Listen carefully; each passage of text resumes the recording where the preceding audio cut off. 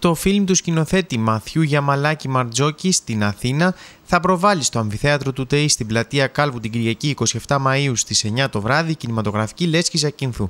Πρόκειται για μια συνέχεια της συνεργασίας που ξεκίνησε το προηγούμενο διάστημα ανάμεσα στην κινηματογραφική Λέσχη και το σκηνοθέτη, ενώ η εκδήλωση θα είναι αφιερωμένη στη Λιλή Ζωγράφου με ελεύθερη είσοδο για το κοινό. Θα προβάλλουμε ένα φιλμ ντοκιμαντέρ του κυρίου Μαθιού Γιαμαλάκη Μαρτζόκη την Κυριακή στις 8 η ώρα στο Αμφιθέατρο του ΤΕΗ στην πλατεία Κάλβου.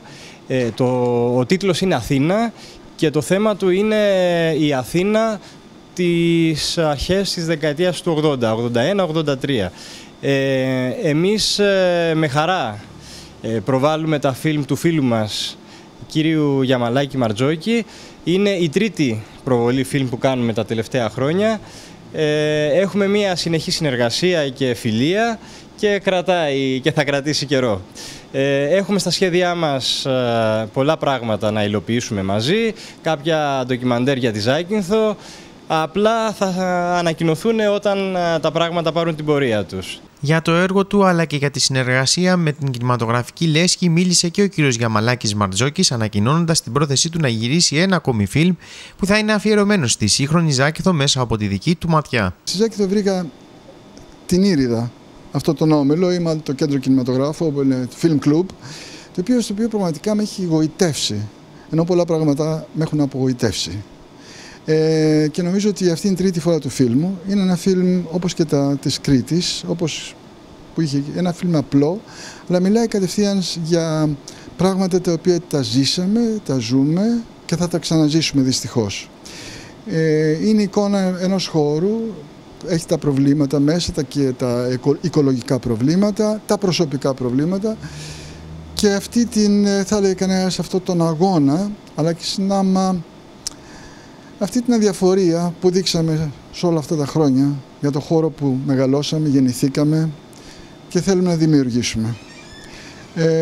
Για μένα η Ήριδα, γιατί ξαναγυρνάω πάλι στην Ήριδα, είναι η αρχή και νομίζω ότι θα είναι και η πορεία μας μαζί με την Ήριδα, γιατί προσπάθησα, ζωγράφισα ένα πορτρέτο από τον προπάπο μου, το οποίο κρέμεται στο Μουσείο Ζακυνθίων.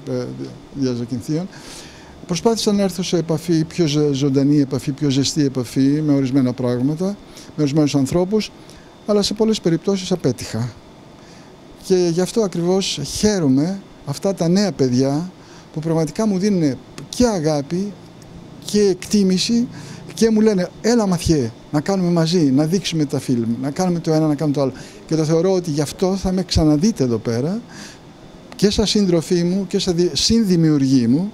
Γιατί και ένα θέμα είναι να γυρίσω το φιλμ, θέλω να γυρίσω ένα φιλμ για τη Ζάκυνθο με προσωπική ματιά.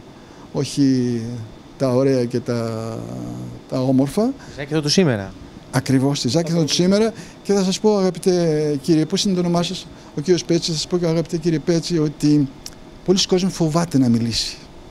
Και η πλησία σε όλους αυτούς τους μεγάλους, τους ωραίους, αυτούς, και όλοι το βουλώνουν.